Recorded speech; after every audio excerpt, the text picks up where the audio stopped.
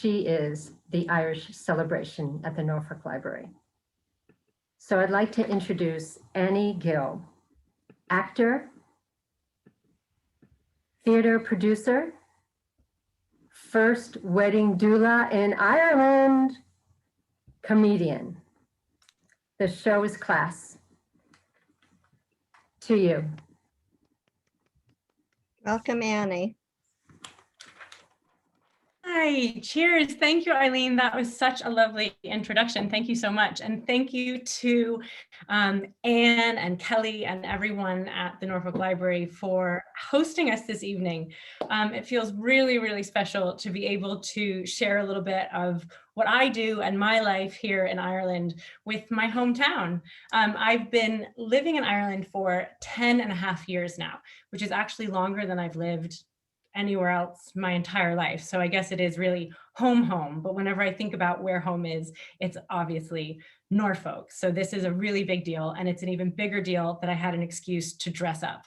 As you I made an effort, and so thank you, Norfolk Library, for giving me that excuse. For those of you who don't know me that well, there are a few different reasons that I moved to Ireland. Number one, and if you do know me, you'll know this, there are no snakes in Ireland. That's why St. Patrick's Day is my high holy day. The second reason I chose to move to Ireland is the weather. That is not a joke, that is a fact. I grew up in Los Angeles, California, where we have to suffer through 362 days of sun a year. I know. And I even had a pool in my backyard. I know, just the hardships I have endured. All I wanted as a little girl was a rainy day. I used to think umbrellas were the most romantic and sophisticated objects. And full disclosure, living in Ireland, I do have a few umbrellas. None of them is particularly romantic or sophisticated, but I am going to stand by the Irish weather. It's never too cold. It's never too hot. And I have to say, as I'm staring down the barrel of 40, going to be there in a few months, the nice moisture in this Irish air definitely helps the skin. And maybe you can't tell through this medium, but you're going to have to take my word for it. So that's reason number two. Reason number three, I always wanted to be bilingual. And no, I didn't learn Irish. Okay, nobody learns Irish. You either know it or you don't. No, I am bilingual in English. I speak Irish English and American English fluently. Much like an umbrella, I always used to think a person who was fluent in another language was incredibly sophisticated. And so now I'm one of them. I was never going to be ambitious enough to actually learn another language. So this is the best I could do, and I am doing my best. For example, it goes beyond just the normal chips, crisps, fries thing that any American tourist can do. No, I can get crazier with my vocabulary. For example, rocket is arugula and courgette is zucchini. I can be on the phone with my mother and say, I think I'm going to make an eggplant parmesan for dinner. And in the very same breath, turn to my husband and say, we're going to need some aubergine from the shop. I'm that good.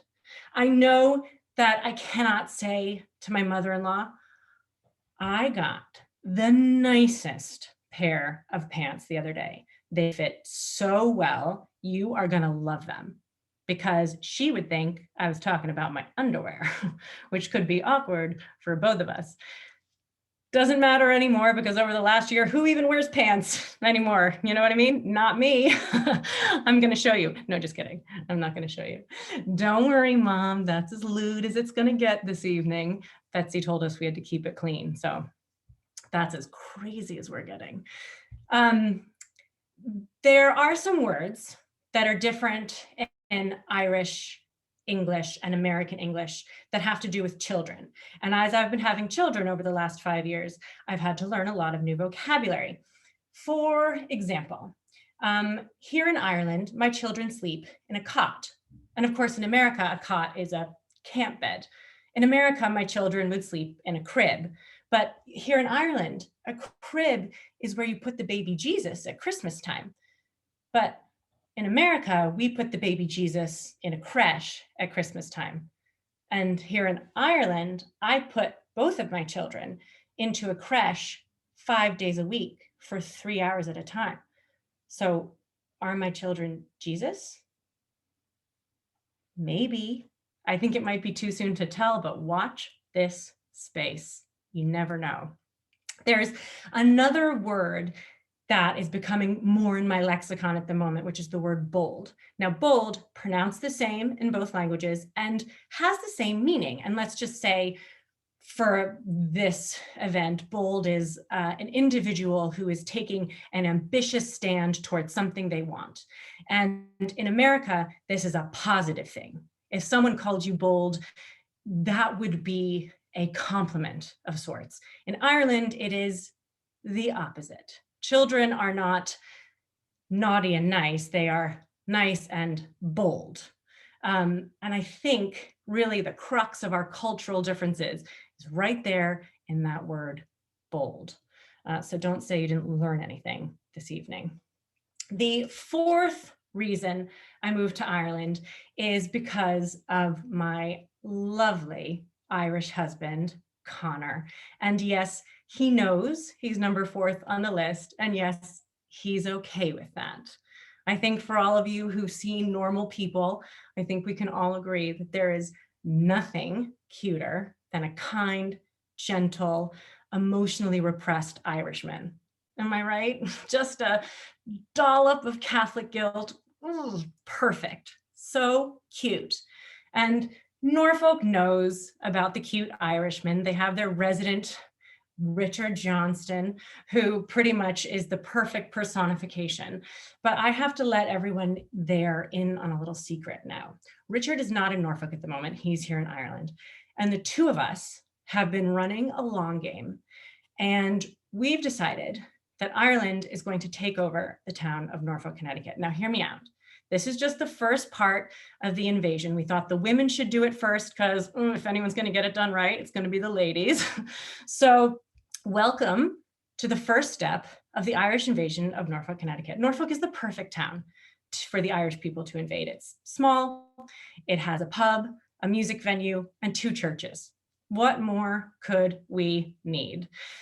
So I've got an amazing team of wonderful Irish comedians, all strong women who are going to show you what you need to know for when we actually get our vaccine stuff together. It's not going great over here, but we're going to do it. And then we'll show you, we will get there and show you the proper good time. I'm going to sort of introduce them one. Oh, most important. Ireland has a few different holidays. Obviously, St. Patrick's Day is this week, and that's why we're all here. But today is Irish Mother's Day.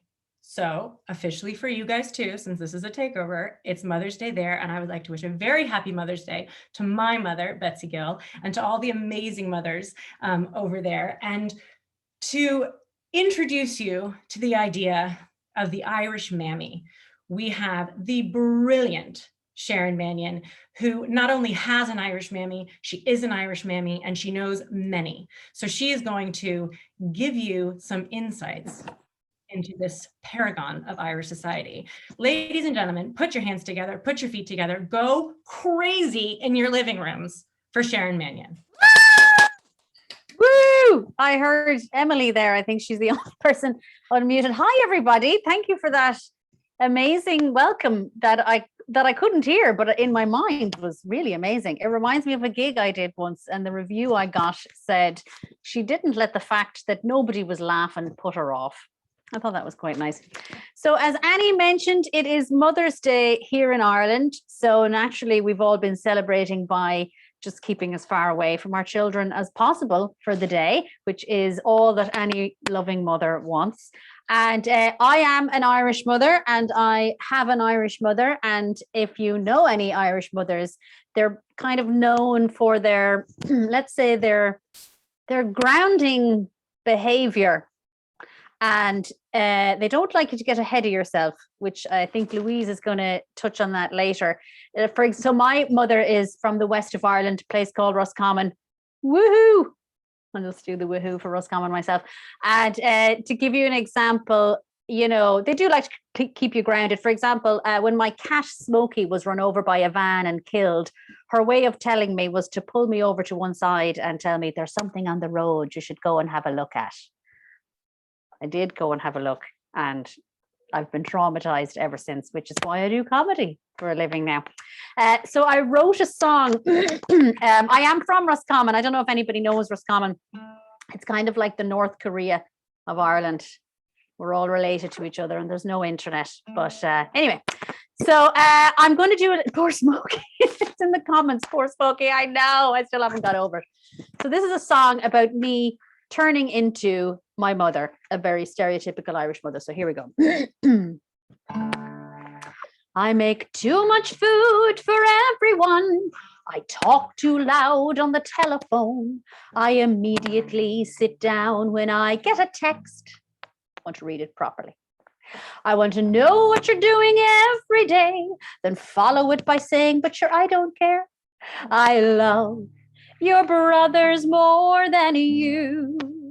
I think sexting is hanging out in groups of 6 and dogging is eating your dinner really quick. I have 4 good scissors I've never used. I think you should wear a jacket or you'll probably die.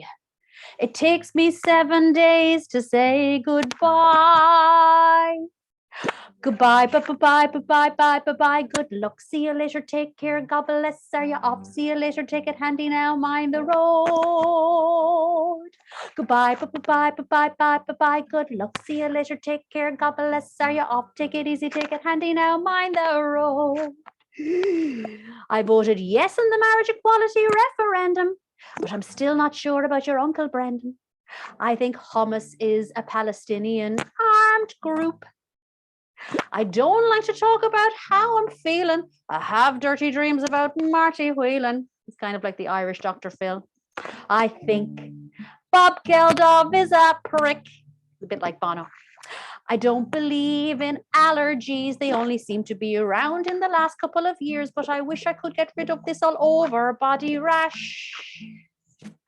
I'd like you to call more often, and I want you to know I don't resent you at all for the fact that I could basically never really fulfill myself as a woman because, you know, I kind of had to put all my energy into raising you on my own, stay at home and just do that.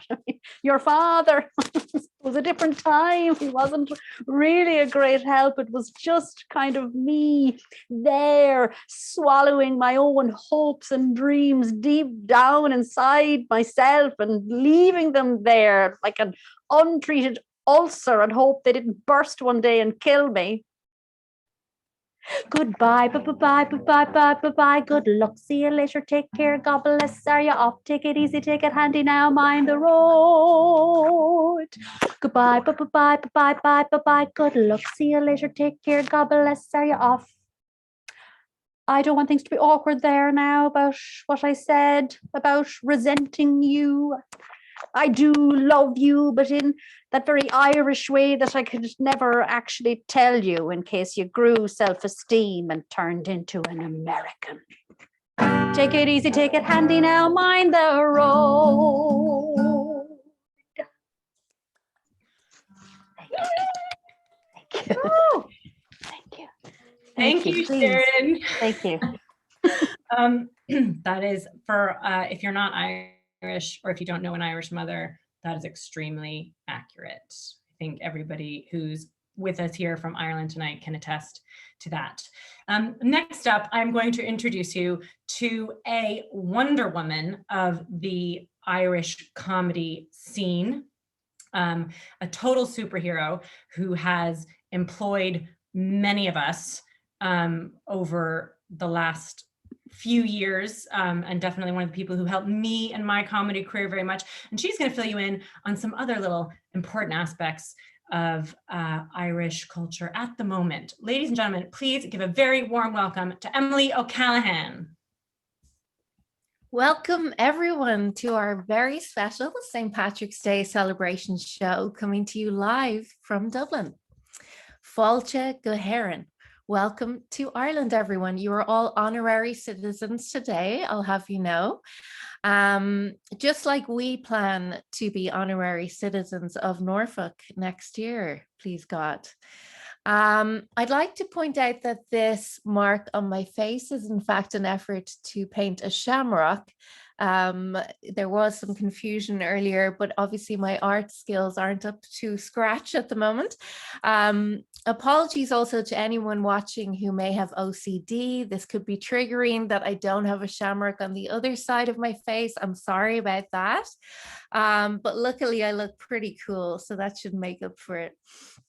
I hope you all have a drink in your hand. I started on this at breakfast, so I'm going to continue with that during the show. But I do hope you have a nice warm cup of tea or a hot whiskey in your hand, and sláinte. So I'm just getting the memo there from Annie that we actually have to keep our material clean tonight. So I'm just going to play this by ear, fly by the seat of my pants. So we are all, as I said, really delighted and honored to be with you here tonight. And I would like to thank the excellent Norfolk Library for having us. So thank you to Anne, Kelly, and Eileen for all of your very hard work over the last few weeks. They sound like very good, strong Irish names. So it's really good to meet you. And tonight for your entertainment, we have 4 lovely Irish women and one of your very own who has snuck into Ireland here to infiltrate the country. She did a swap with Richard and it's all working out great. So we would also like to wish a very happy Mother's Day to any of you mothers out there. As Annie said, it is Mother's Day today. So before anyone panics, if you didn't get flowers or a present for the ladies in your life, it's only here in Ireland that it's Mother's Day today. I hope a few of you might be drunk already, I hear. I heard also that it's very cold there in Norfolk. So I hope you can go to your closet and get a nice big jumper to put on and an Irish coffee, which will warm your little cockles. We know that you have a soft spot for our Emerald Isle, and we hope we get to see you here one day. But we ourselves have a kind of love-hate relationship with ourselves, really. Put it down to the aforementioned repressed Catholic upbringing. We're only 20 minutes in and there have been 2 mentions of that already. But the Irish can be quite self-deprecating. We do not, for example, take compliments. We don't do it. Never. We will argue with you for hours about how awful we are and how terrible we look. We will say, go away, if you even try to compliment our shoes. We just don't trust people who have a healthy dose of optimism or positivity, for example, which is probably why Americans come to visit Ireland, but they often don't stay here long term. So Annie is a real anomaly. I can never say that word. And we're going to hang on to her as long as we can. So despite all of our grumpiness because of our eternal hangovers, we have found that the new generations of Irish younger people have broken through and maybe broken the cycle. They have recently been showing signs of self-confidence. They even have notions, more of which you will learn about from Louise a little bit later. But listen, I won't plumoss you. I actually blame you Americans with your TikTok for brightening our days of the young people. These days, the island of Ireland is very cool about things such as gay marriage. But with this pandemic and disastrous rollout of the vaccine in Ireland, as Annie mentioned, we are nearly as depressed at the moment as we were during the potato famine. Nearly. Still, we are nothing if not resilient, which is why we Irish always become cops when we move to the States. and we will make the best of this classic lockdown technology this evening to spend it with you and to show you just some of the ways that we laugh and cope, especially during a pandemic. We are, after all, the fighting Irish. So you'll learn about Irish words and their surprising translations. We will respond with advice to some letters sent in to us personally recently by some Norfolk residents. And we will have some more fantastic music for you from Sharon. So may I introduce my other three colleagues who you haven't met. We have Louise O'Toole, we have Kate Feeney, and yes, that is two other colleagues you haven't met, not three. Now, I would like to throw back to Annie, and I will see you soon. Thank you so much.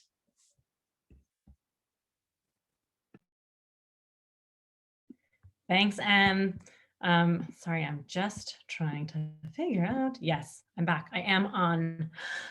You can hear me. Yes, everyone can hear me. Yes, thank you. Great. Thanks, Em. So up next, Emily mentioned this thing called notions, which is a big deal here in Ireland. And to introduce you to what that exactly is the fabulous Miss Louise O'Toole.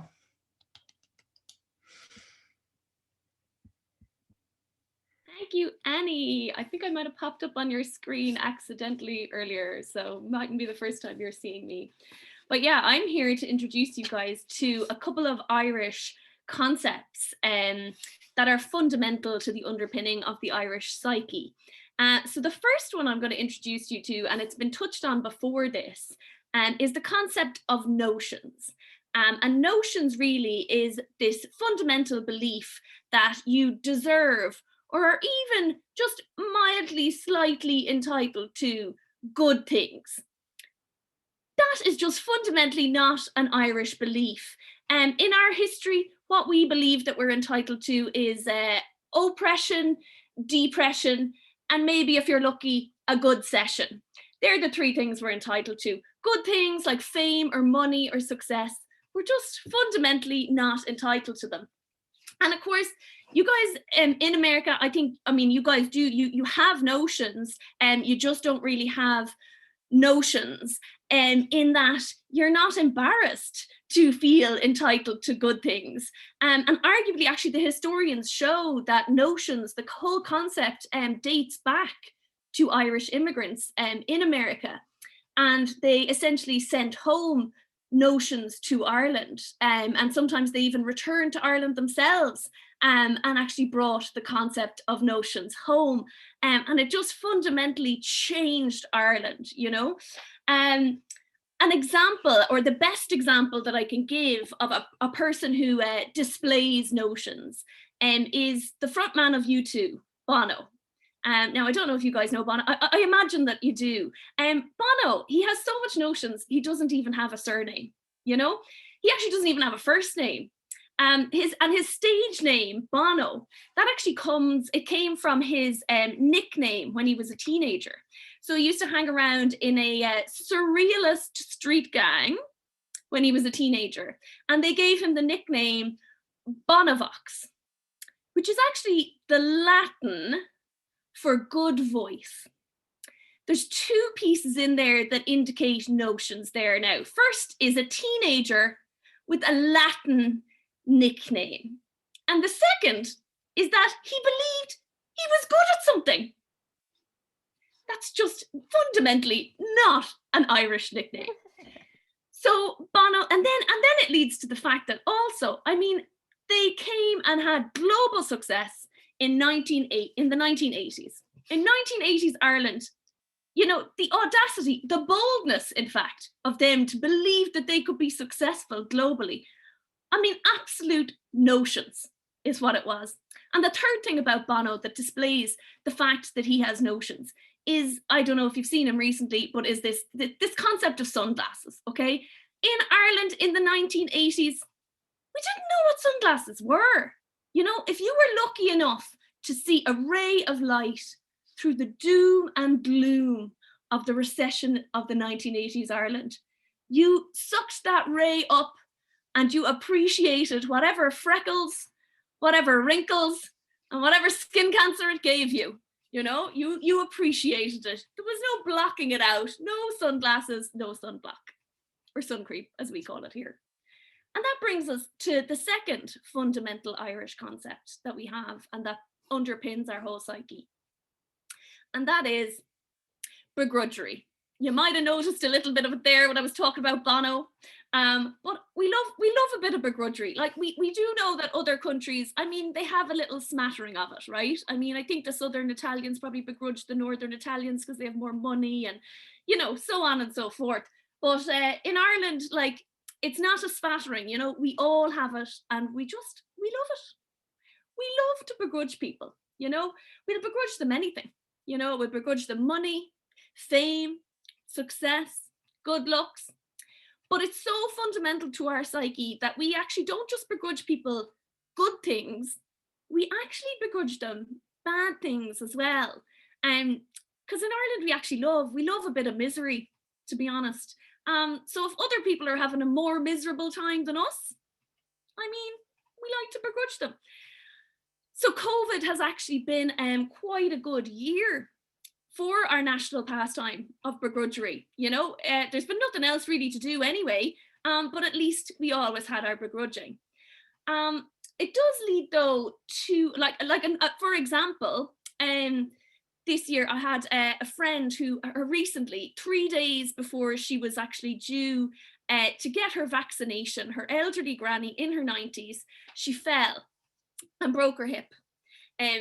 Now she actually fell 5 days before she was due to get her vaccination, but she actually was lying on the floor for 2 days after that until they realized she had a broken hip and got to the hospital. And but it turned out that when she went into hospital and she was diagnosed with a broken hip and told that she was going to be there for 12 weeks, but it turns out if you're in hospital in Ireland, a lot of the hospitals, they have churches associated with them. And it actually meant that her granny managed to get Holy Communion every single day delivered to her room. Well, her friends, they were livid. They were livid, full of begrudgery. They said, sure, she only broke the hip so she could get the Holy Communion. So that's Ireland for you. But yeah, back to a bit of the misery though. It does beg a question, really. I mean, which does come first, you know? Is it the notions, like the people with good things happening to them, or the begrudgery that comes first? And why is it that we begrudge some people, Bono, and not others? A good example of this would be there in 2020, an actor named Paul Mescal. He became a breakout success globally, nominated for an Emmy, snubbed for a Golden Globe, but you know, that's fine. We're kind of happy with that. And it does beg the question, why do we begrudge Bono? Why is that a national pastime? But we've all fallen for Paul, you know? It does really beg that question. And it kind of comes down to this. I mean, there's Bono and he's off there in his sunglasses, drinking champagne with supermodels in Cannes. Whereas Paul Mescal, he's paparazzi'd, papped, walking down a London high street in a pair of GAA shorts, carrying a few gin and tonic cans. So really, you know, we can relate to him. We feel like even though he has all this success, he's not really showing it, you know, he's showing us some things that are still quite normal. And in reality, you know, he might just be acting, you know, but we don't mind because he's plumossing us. He's given us what we want to see, which is that even if your life is great, you still might be out in your GAA shorts buying a few cans from the supermarket. And then it comes to, that all comes down to both begrudgery and notions. The two concepts are fundamentally underpinned by our shame. That is really what fundamentally underpins these concepts.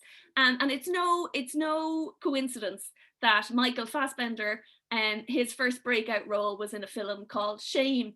And because that's the role that we were all born to play. It's an emotion that we can all get in touch with in Ireland.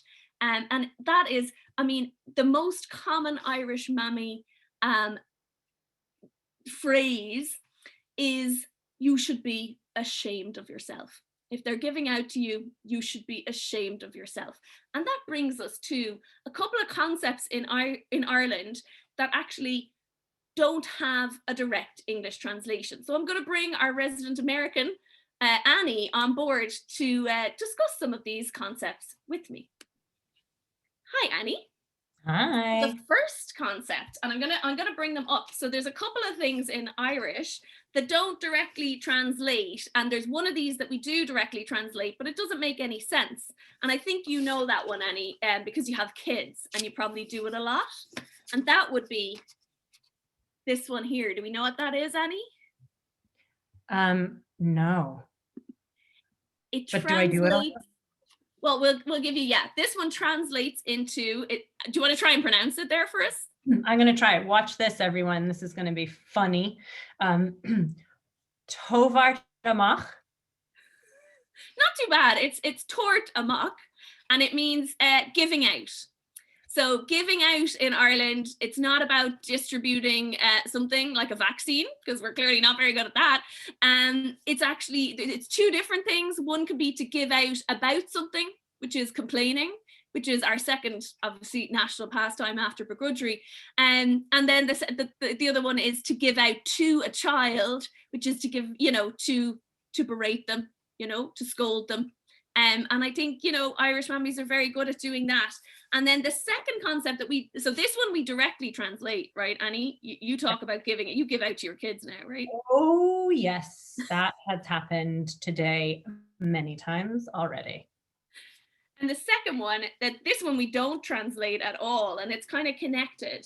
And this one, I'll hold it up here. Do you want to try and pronounce that one? This one I do know how, because this one I hear around my mother-in-law loves this one, plumos. Yeah, plumos. And there is no direct English translation. I mean, the closest thing is that you flatter. So it's actually something kids do a lot in response to being given out to. And you're flattering somebody to get something that you want. It's not just flattery for the sake of flattery. We're not really into that. We don't like giving compliments unless we're getting something out of it.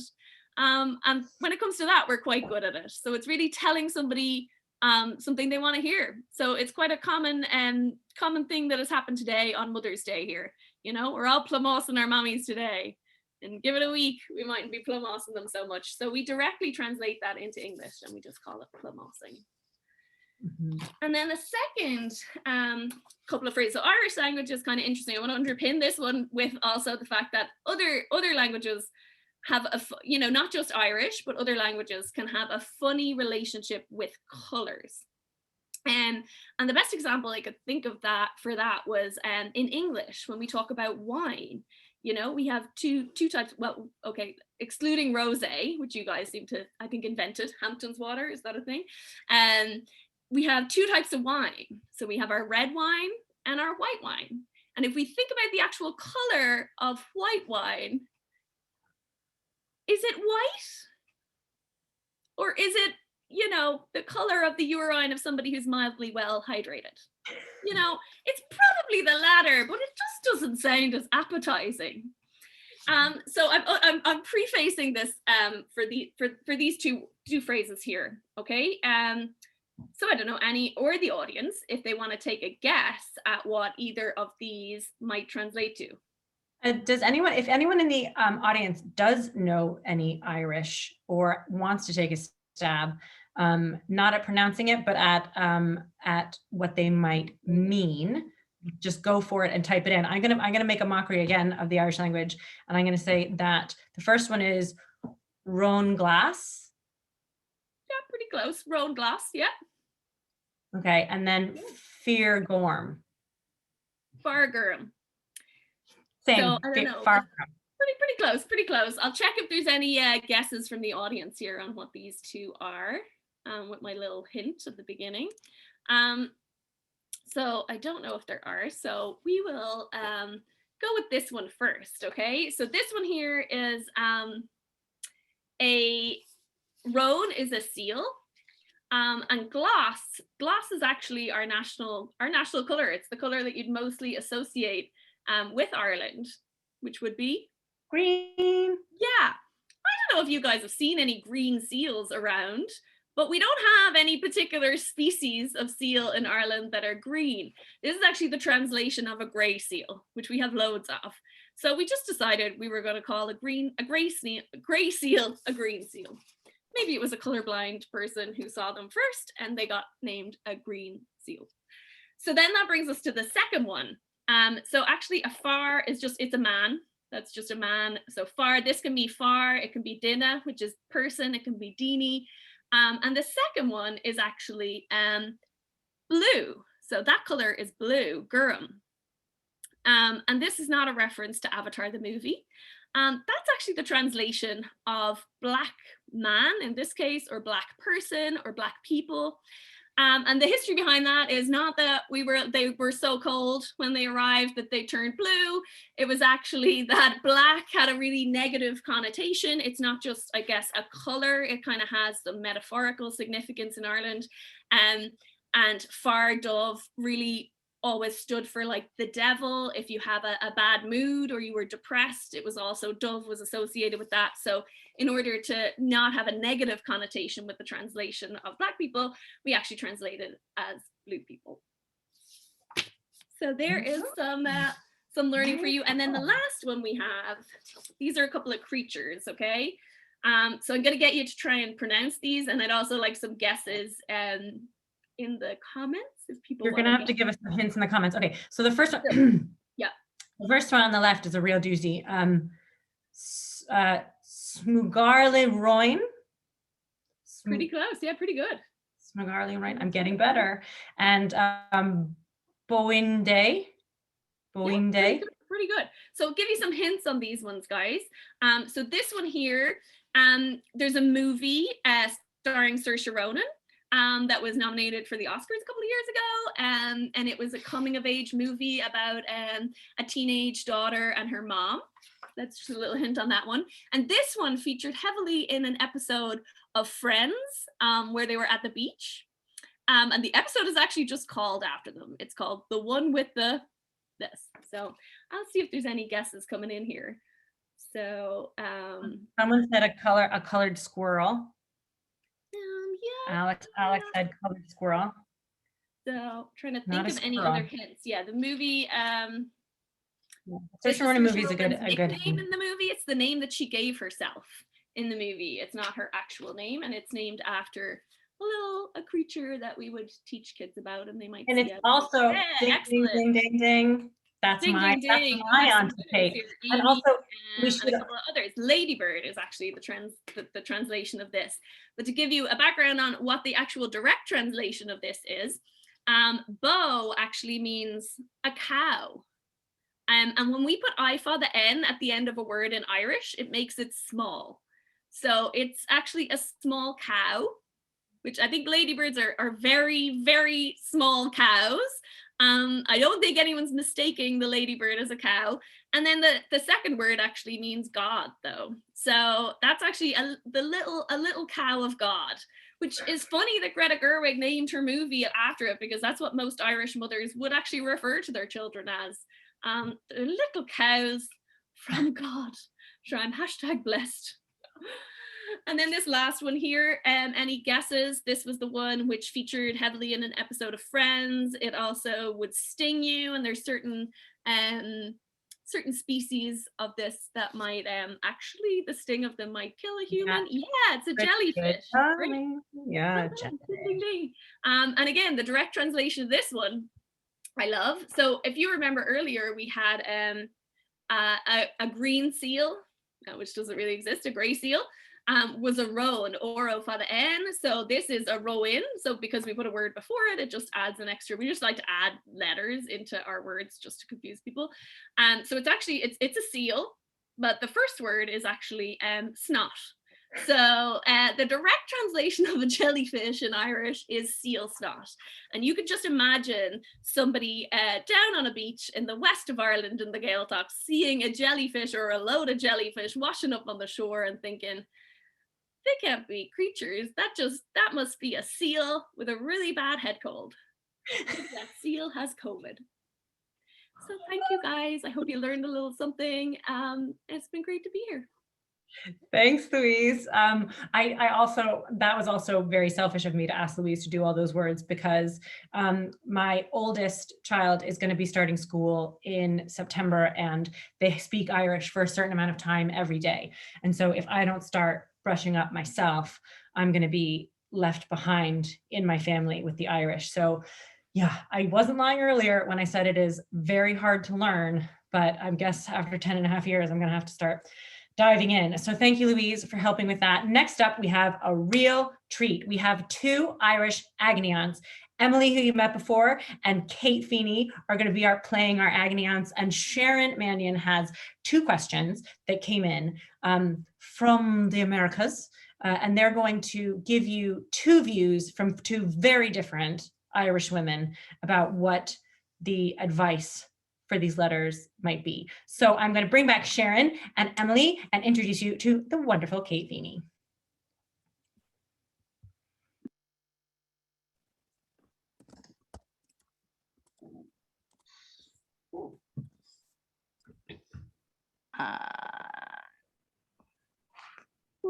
Yes, hello everybody. So let me just bring our ladies on for you there. Oh, looking good. So as Annie mentioned there, yes, we have an agony aunt section for you. And just to give you a little background, there is a big divide in Ireland between people from Dublin and people who are from anywhere else that's not Dublin. And as someone from Roscommon, I obviously feel very begrudgeried. That's a word I've just made up about that.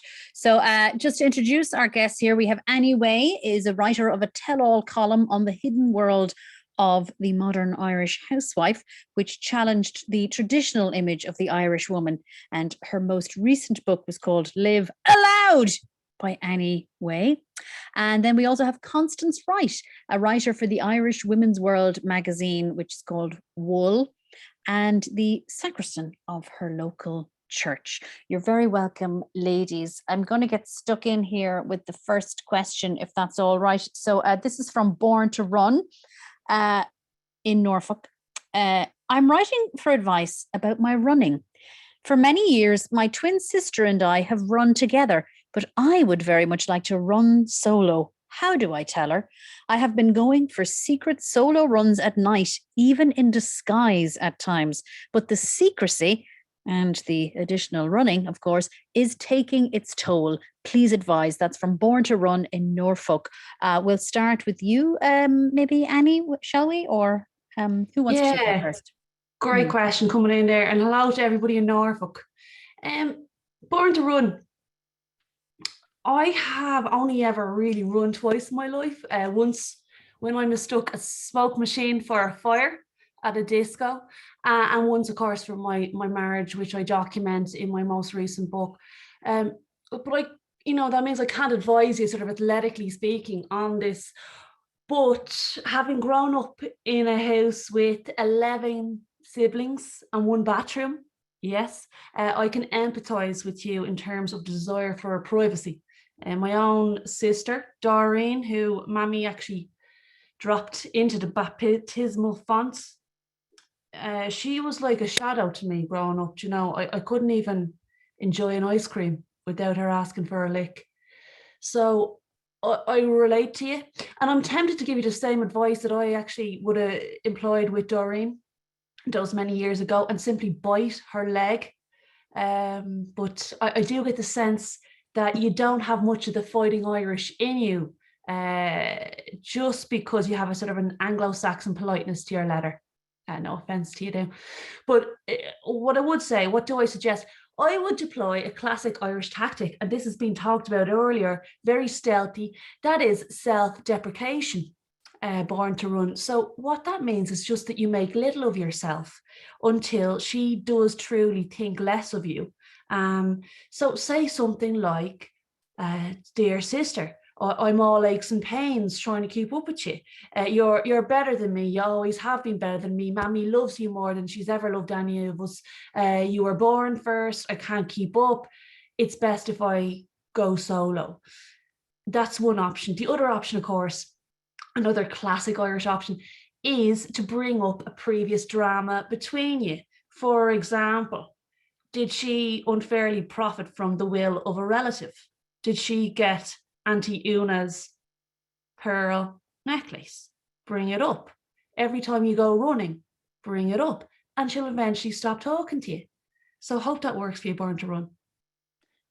Thanks, Annie. Great advice there. We'll go over to you, Constance. Have you anything to add there?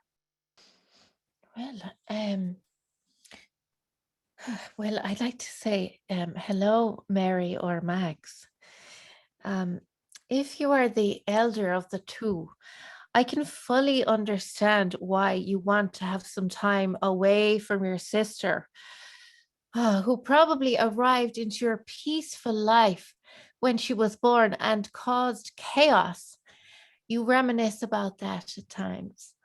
And may I say first that all the running you're doing is doing the Lord's work, and I commend you on it. Using your body to its fullest in that way honors Jesus Christ beautifully. So I don't run myself, however. I do daydream about running into the arms of our Lord when I reach the gates of heaven, though. And I think running together builds tolerance, acceptance, and annoyance all at the same time. Let's face it, one of you is running more slowly than the other might like. Am I right? So let's face it, you've gotten away with your midnight run so far, okay? Sneaking out and going behind her back, okay? We've all been there. Why don't you stop now and get back to doing what you do best, which is giving a glimpse of yourselves running together, which brightens our lives, the lives of the people of Norfolk. If you gave it up now, the double run, it would cast a dark Celtic spell on the lives of everyone in Norfolk. So do you really want that weight around your neck for the rest of your life? Wow. Okay. Oh dear. Oh, yeah. And in conclusion, be a good woman and run with your sister. Sure, won't she pick you up if you fall over? And she told me recently that you do a lot. Right. Wow. Some great points well made there, and some lovely varying advice. But I think obviously the best advice there was definitely the biting her leg one is obviously the only thing that's going to work, I would say. We'll move on to the second question and the final question. This is from Vaccinated for the Vacation in Norfolk, or Vivian. I'm hoping to mark St. Patrick's Day in style this year and would like tips on a traditional Irish gathering. What food is best to have for my guests? How can I create the famous Irish welcome? I don't know who wants to take that first, or who wants to take that first, guys? Yeah, I'll jump in there. I'm smiling thinking about Constance. Constance is very pious. I've met Constance at a few of the Agony Aunt conventions here in Dublin, and I suspect her answer might not be like my own. Vaccinated, you made me chuckle when you said that you wanted to celebrate St. Patrick's Day in style, because St. Patrick's Day for most Dubliners is far from stylish. So I do want to be honest with you on that. On the 17th of March every year, most Dubliners will rise from their beds, go to their fridge and start drinking. And they'll wander around the city in a haze, singing the words incorrectly to Irish rebel songs, and avoiding, hopefully, the gaze of the local police. So that's to give you a sense of it. March is also a very rainy time in Ireland. So if you truly want the Irish St. Patrick's Day experience, you could also think about adding in that factor of rain. So what you could do is get very drunk at home, in your home in Norfolk, ramble around Norfolk, buy a water gun, and spray your friends to recreate the Irish rain, and sing off-key The Fields of Athenry. You can look up the lyrics to that online, no problems. Food-wise, on St. Patrick's Day, most Dubliners, again, will just head to McDonald's. This is, as many Irish, American Irish tourists have found out, we don't eat anything that we tell you we eat. We just eat the same old crap that you do. Or you could also make a crisp sandwich. There's a word I wanted to teach you. Louise taught you some very good words, but a very important word that you should learn is the word soakage. Soakage means that you can drink and the drink will be soaked up by carbohydrates. So I'd consider that as well. In short, we don't really host, so you're thinking about having people over. We don't do that. But the only thing that we would generally do to have people over is have a wake, which is where when someone dies, you have people over, there's music, there's conversation, singing, sandwiches, soakage, finger food, soakage again. And it's wonderful, actually. So if anyone has died recently, you could consider having a wake, is what I'd suggest. So have a great time. That's great advice there, Annie. Constance, do you have anything to add there? Well, with all due respect to my long-term colleague and enemy here, Annie Way, whose book Live Loud I would reluctantly highly recommend and is available in all bad bookshops now. It is an utter disgrace that the bars are even open and a green sea of vomit flows down O'Connell Street in Dublin, in Limerick, in Galway, every Patrick's Day. And in my day, the bars would all be shut all day. And we would thank God for the generosity of a bit of butter to go with the bread for our supper. Having said that, I reluctantly agree with my colleague Annie Way, because sometime in the mid-90s, I did become accustomed to attending wakes. Not only are they filled with eligible older widows and spinsters who enjoy a dance, but they actually turn into some of the most enjoyable nights out until 6 o'clock in the morning when I leave for the dawn mass. Young people just don't know how to party like we do. If you really want to see some hardcore drinking, find a long lost connection to somebody on this Zoomy call and make the trip here to Ireland as soon as COVID will let us. And I'll bring you to a proper party, a wake. Better than any wedding, I'll tell you that. Oh, regards to the question about the food, I'll email you a secret recipe for my Guinness stew. Just keep it to yourself, mind. It was passed down to me through generations and we can't have it getting into anyone's hands. Thank you. Thank you, Constance. I think you'd agree, some great advice there, mostly revolving around drinking. So with that, we'll hand you back to Annie Gill. Hi, everyone. So there's some good advice from two very different Irish women, but everybody agrees, everybody in Ireland, that if you want to party, you got to go to a wake. We were at a wedding 10 years ago. The bride was still in the bar at 6 a.m. and the bartender said, "But have you ever been to a wake?" So everyone is in full agreement. If you really want to party like the Irish, someone's got to die. It's just the truth. I think everything's starting to stack up. All roads lead towards a good Irish party.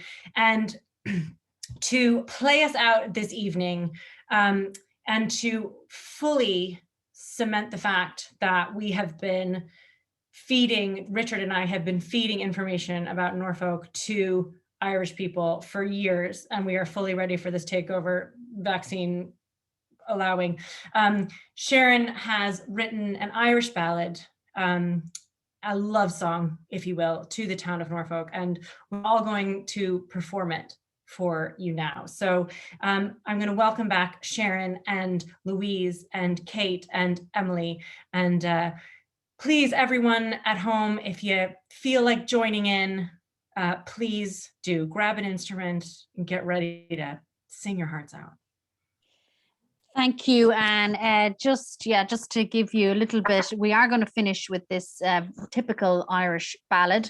So just to give you some idea of what constitutes a typical Irish ballad, basically we would encourage you to all join in by grabbing an Irish instrument. Now, if you think you don't have an Irish instrument, you do, because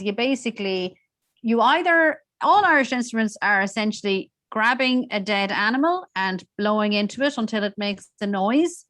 Or if you don't want to do that to your cat, Smokey, you can just grab any utensil that you have to hand and just bang it off something else. So we'll see what my fellow singers have here. So Anne, can you show us your instrument there? Just a little homage to the hometown. I've got my maple syrup jug. Nice. Okay. Beautiful. Louise, what have you got for us there? Got a bit of mask and tape here. Yeah. Perfect. Perfect. So Emily, what have you got for us there? I think I'll go with my painting of a Guinness, pint of Yeah. Guinness, and use it as a baron. Oh, perfect. Yeah. Kate, what have you got? I'll be playing the slippery Sharon. Oh, perfect. Yes, lovely. Exactly. So you just grab something and you bang it off something else. It could be a pair of spoons, a milk crate, a small child, whatever you have to hand, seriously. And also, very important, Irish ballads have a kind of a melancholic vibe, you know, so very sad. Something has gone wrong. You know, it could be a song about missing desperately the place that you're from, even if you still live there. Oh, it's awful. This song, it's for Norfolk, and it's called the ballad of the broken steeple. So here we go. Pained face, I would encourage as well.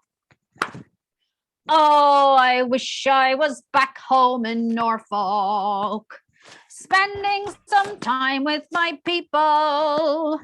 All of us out looking upwards, wondering what the hell is wrong with that steeple. Oh, to be ambling around the icebox of the Northeast, picking up groceries in Cannon or in Guido's if I fancy a treat. Notion. Fill my car with gas from George. He doesn't say much, but we'd have a chat. Sometimes I see him in my dreams. Don't recognize him not wearing his hat. Oh, I wish I was back home in Norfolk, spending some time with my people. All of us out looking upwards. We need to raise some money for that steeple. And on a crisp morning at dawn, I'd take myself out for a run. I'd surely meet Mary and Margaret. It's bad luck if you only see one. Oh, I wish I was back home in Norfolk. Yeah. Spending some time with my people. All of us out looking upwards. We need to fix that damn steeple. One more time. I wish I was back home in Norfolk, spending some time with my people. All of us out looking upwards, wondering what the hell is wrong with that steeple. Yeah.